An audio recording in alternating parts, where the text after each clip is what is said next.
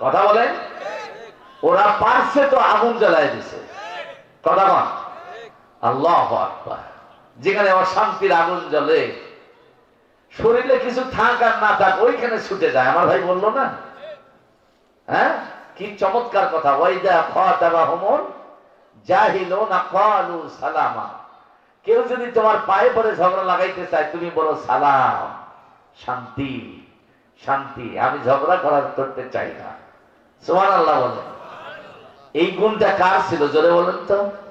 মুহাম্মদুর রাসূলুল্লাহ। জোরে বলেন, সুবহানাল্লাহ বলবেন না?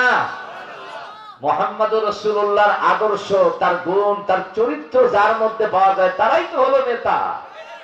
কথা বলেন ঠিক কি না? চাঁদাবাজি, ডাকাতি, ছিনতাই, রাহাজানি কইরা বাংলাদেশের মানুষকে আর ভুলভাল বুঝাইয়া ক্ষমতায় যাওয়া যাবে? সত্য না মিথ্যা? এই জন্য আমাদেরকেও চিনতে হবে নেতা কারে কয়। কথা কন ঠিক কিনা? তারপরেও আমরা হিংস্রতা নয়, হিংসা নয়, বিদ্বেষ নয়, আমরা ইসলাহ সংশোধন করার মানসিকতা নিয়ে আমরা কথা বলবো, দাওয়াত দেব। যদি কোনো ভাই ইসলাহ হতে চায়, সংশোধন হতে চায়, তার সামনে গিয়ে আমরা হিংস্রতা দেখাবো না, আমরা হৃদয় উন্মোচন করে দেব। ইসলামের দরজা সকলের জন্য খোলা, ঠিক না?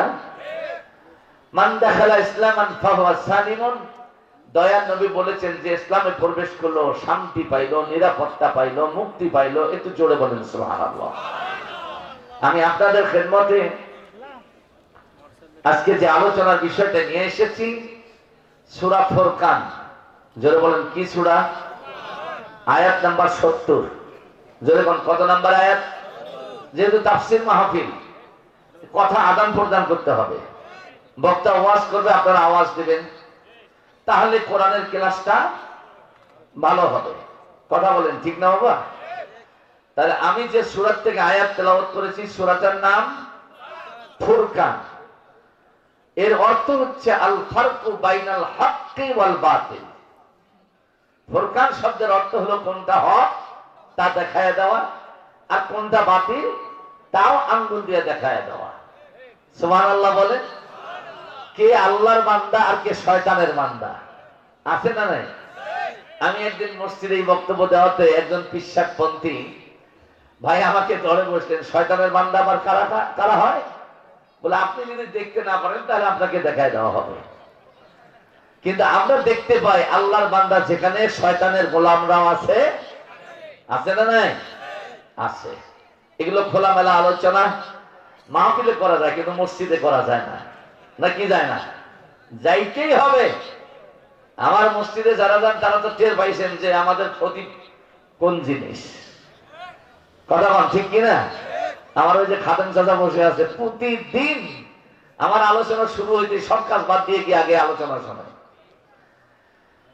আলহামদুলিল্লাহ। যে আয়াতটা তেলাওয়াত করেছি, আয়াত নাম্বার হলো 70। জোরে বলুন কত নাম্বার? আরো জোরে বলেন। খুব গভীর মনোযোগ।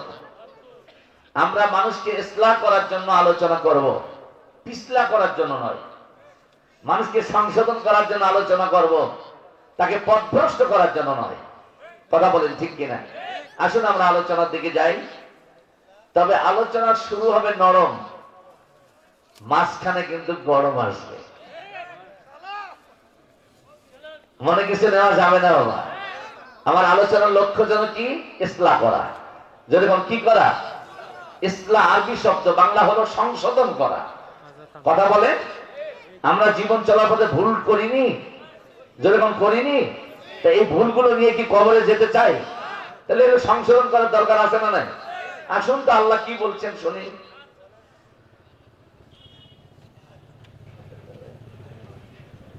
আল্লাহ রাব্বুল আলামিন সূরা ফুরকানের 70 নাম্বার আয়াত নবীজির উপর নাজিল করে জানায় দিয়ে বললেন, নবী দুনিয়ার মানুষগুলোকে বলো, ইল্লা মান তাবা ওয়া আমানা ওয়া আমিলা আমালান সালিহা ফাউলাইকা ইউবাদদিলুল্লাহু সাইয়্যাতিহিম হাসানা। চিৎকার দিয়ে বলা যাবে কি আল্লাহু আকবার। আল্লাহ তাআলা বললেন, ইশারা ইশারা, সামনে একটু চিকন করে মিষ্টি করে দেন। আল্লাহ তাআলা বললেন, নবীজি আমার, দুনিয়ায় পথভোলা পথভ্রষ্ট যারা হয়েছে, বিপদগামী যারা হয়েছে, এমন আমার বান্দা আর বান্দি যারা আছে তাদেরকে বলে দাও, ইল্লা মান তাবা, ভুল করার পর, অন্যায় করার পর, সীমা লঙ্ঘন করার পর, ইল্লা মান তাবা, যারা তওবা করেছে, আল্লাহকে বলেছে আল্লাহ ভুল করেছি, অন্যায় করেছি, সীমা লঙ্ঘন করেছি।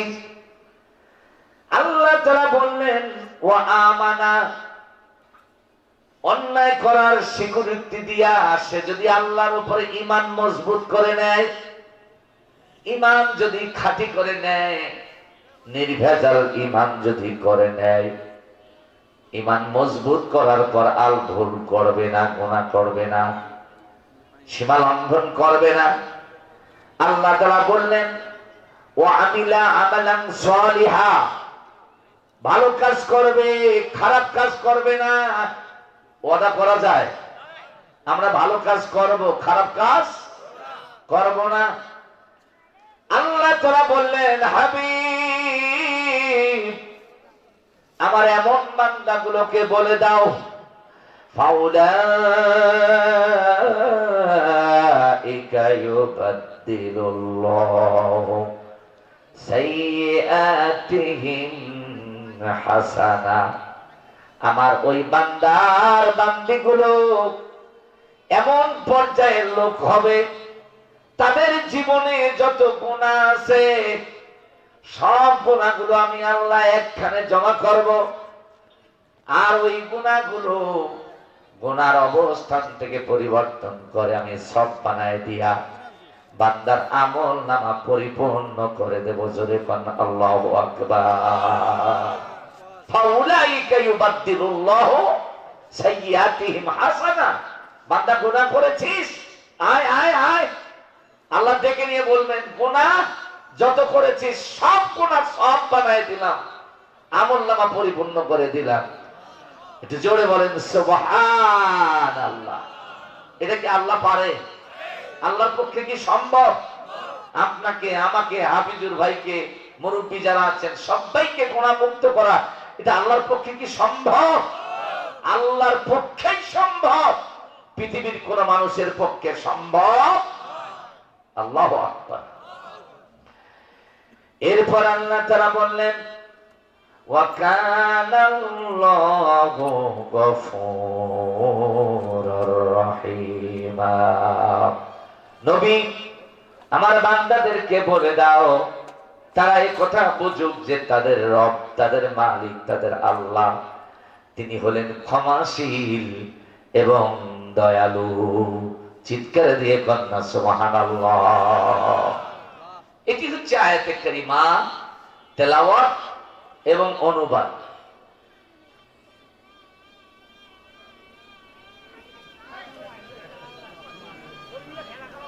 আরে মাহফিল কমিটির ছেলেরা কোথায় গেছে রে ভাই? হ্যাঁ,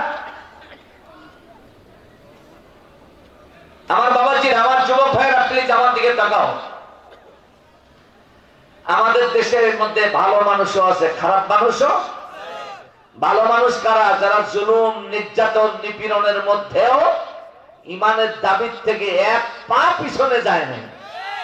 কথা বলেন, এই মফিজুল,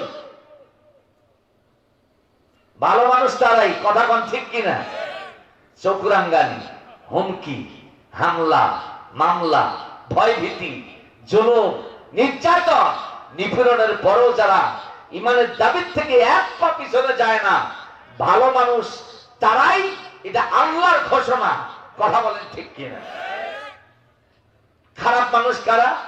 যারা জুলুম করেছে, চুরি করেছে, ডাকাতি করেছে, চাঁদাবাজি করেছে, ছিনতাই করেছে, হামলা করেছে, মামলা করে সম্রাটের মতো দেশটা এরা বিদেশে পালায় আছে, সার্টিফিকেট আল্লাহ দিচ্ছেন, এরাই হচ্ছে খারাপ।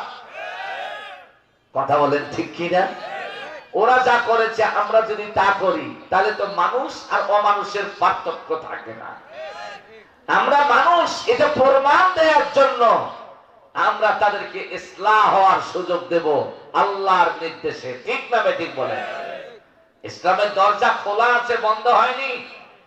তুমি যদি আমার মালিকের পায়ে পড়িয়া কান্দা কান্দা বলো, আল্লাহ জীবনে যা করেছি এগুলো আর করবো না, এগুলো থেকে বের হতে চাই, রাস্তা খোলা আছে না বন্ধ? যেরকম খোলা না বন্ধ? আল্লাহু আকবার। আমার আল্লাহ ডাক দিয়া কয়, হাবিব আমার বান্দাদেরকে বলো, গুনাহ করা বান্দার স্বভাব, আর মাফ করা হলো আমি আল্লাহর স্বভাব। সুবহানাল্লাহ বলা যাবে না?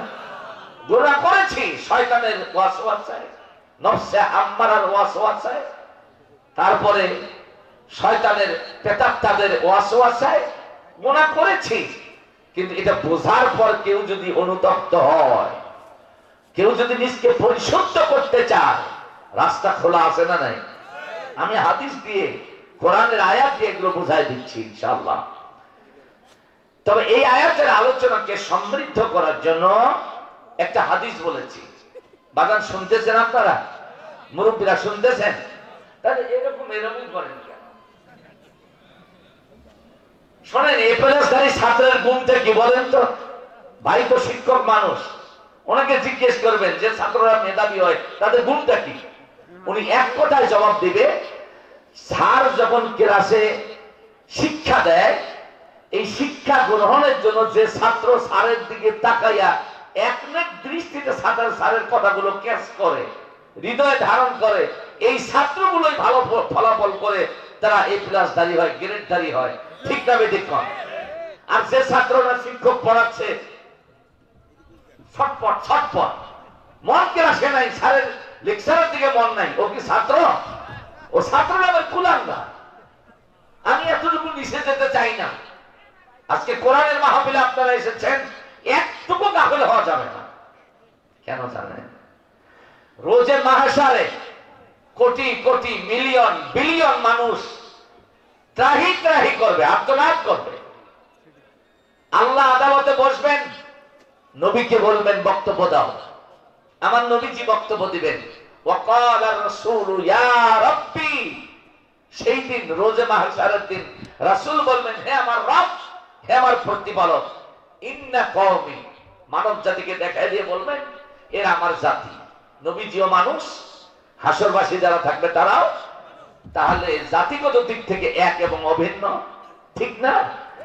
আল্লাহর নবী বললেন, ইন্না কওমি, এরা আমার জাতি, এরা আমার সম্প্রদায়, কিন্তু এদের মধ্যে কিছু কিছু মানুষ আছে, ইত্তাখাযু হাযাল কুরআনা মাহজুরা। ও আল্লাহ, এই মানুষগুলোর মধ্যে কিছু কিছু মানুষ আছে, তারা তোমার কোরআনকে পরিত্যক্ত করেছে, অবাঞ্ছিত করেছে, কোরআনের প্রতি ধৃষ্টতা দেখিয়েছে। আপনারা বলেন, নবীজির এই কথার সাথে বাংলাদেশের কিছু মানুষের মধ্যে মিল আছে না নাই? যেরকম আছে কিনা? ওই যে ঢাকার মধ্যে 5ই আগস্টের আগে ছাত্র জনতার আন্দোলনে বাইতুল মুকাররমে কোরআনের মধ্যে আগুন দেওয়া হয়েছিল। কোরআনে যারা আগুন দিয়েছিল তারা মাথায় টুপিও পরা ছিল, পাঞ্জাবিও গায়ে দিয়েছিল। কথা কোন ঠিক কিনা? কিন্তু যারা আগুন লাগাইছে এই টুপিওয়ালা পাঞ্জাবিওয়ালাদের মুখে দাঁড়িয়ে ছিল না। কথা কোন? তারা এই পোশাক পরে কোরআনের মধ্যে আগুন লাগাই দিয়ে পোষাইলো। এই কোরআনের মধ্যে আগুন তারাই দিছে যারা টুপিওয়ালা আর পাঞ্জাবিওয়ালা। কিন্তু এই কথাটা বাদ গেল কেন? তারা দাড়িওয়ালা ছিল না একটাও। কোন দাড়িওয়ালা তো আগুন লাগার কাতারে ছিল না। কথা কন? এইরকম মানুষ যারা কোরআনকে এইভাবে আস্থা করে নিক্ষেপ করে, কোরআনের প্রতি ধৃষ্টতা প্রদর্শন করেছে, আমার নবীজি তাদেরকে ডাক দিয়ে বলবেন, ইত্তাখাযু হাযাল কুরআনা মাহজুরা, এটা কোরআন পরিত্যক্ত করেছে, কোরআন তেলাওয়াত হয়েছে শোনে নাই, অথবা কোরআন তেলাওয়াত করা হচ্ছে, আলোচনা করা হচ্ছে, শুনতে গিয়ে গন্ডগোল করেছে। আল্লাহ এই লোকগুলো কারা? আমি তাদের বিরুদ্ধে আমি নবী মুহাম্মদ আজকে মামলা দায়ের করব। মিঠাপুকুরে বাসে পেট্রোল বোমা হামলা করল কারা? ওরাই আবার মামলা দিল নির্দোষ মানুষের বিরুদ্ধে। এইরকম বান্দরামি চলবে ওখানে? যেরকম চলবে। আমার নবী দিবেন মামলা কাদের বিরুদ্ধে?